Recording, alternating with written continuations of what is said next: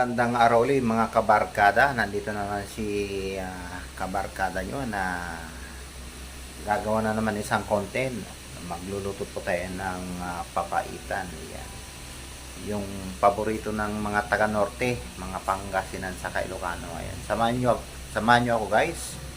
Pupunta na tayo sa ating kusina para iluto yung papaitan. Mga gagamitin nating ingredients, mayroong sibuyas, luya, ayan, saka bawang guys, saka sili. Ayan, ito yung ating iluluto, yung laman loob ng baka. Ayan. Sige guys, igigisa na natin. Ayan, mainit na yung ating kawali. Lagyan natin ng mantika. Ayan, cooking oil. Ayan, habang pinapainit natin ng konti, ayan, ihuhulog natin yung bawang. Ayan. Ayan, unang inuhulog ko guys yung bawang, gigisin natin para babango siya. Saka sibuyas, isunod natin. Ayan, tapos isunod natin yung luya. Ayan, gisahin nating mabuti guys. Yan ang sikreto ng pagluluto ng papaitan. Gisa nating mabuti yung ricado para lalabas yung kanyang bango or amoy.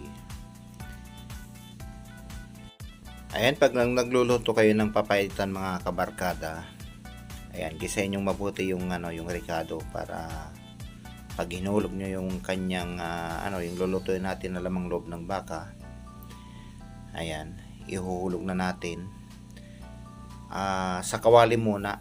Ayan, gigisahin nating mabuti ang lamang loob hanggang sa matuyuan siya ng tubig para yung ricado i-absorb ng yung ating niluluto para mabango siya guys at masarap. Ayan, lagyan natin ng paminta. Ayan, tapos lagyan na natin ng asin para ayan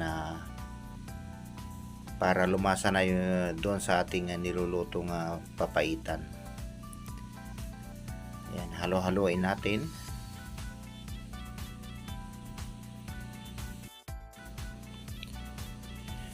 Ayan, lagyan natin ng konting seasoning para lalasa siya.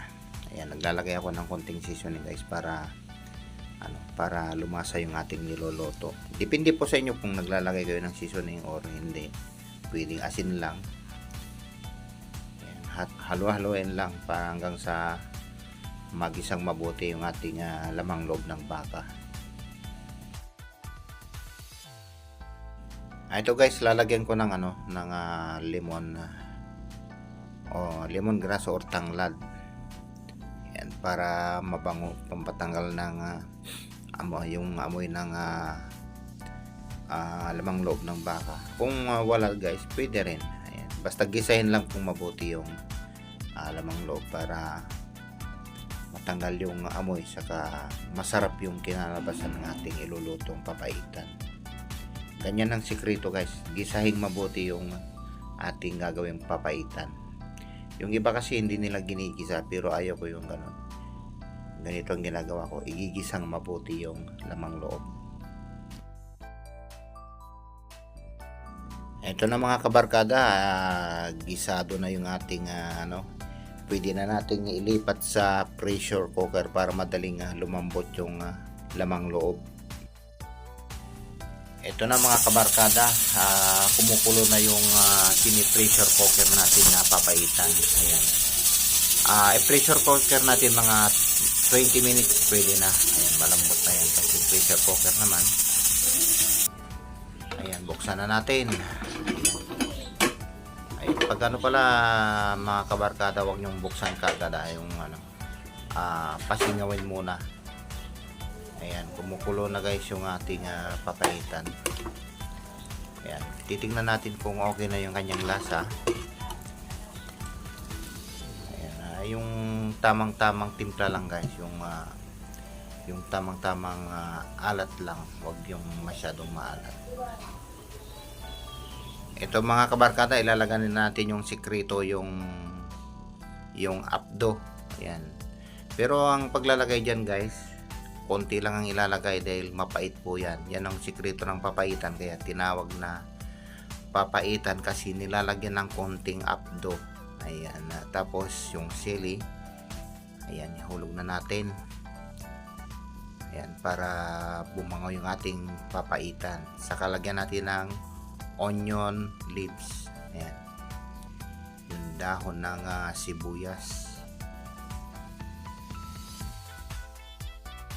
Mga kabarkada, ito na yung ating papaitan. Ayan, lagyan natin ng dahon ng sibuyas bago tayo kakain. Ayan, kain na ng mga kaibigan. Ayan, ayan na yung ating nilutong papaitan. Ayan. Maraming salamat guys.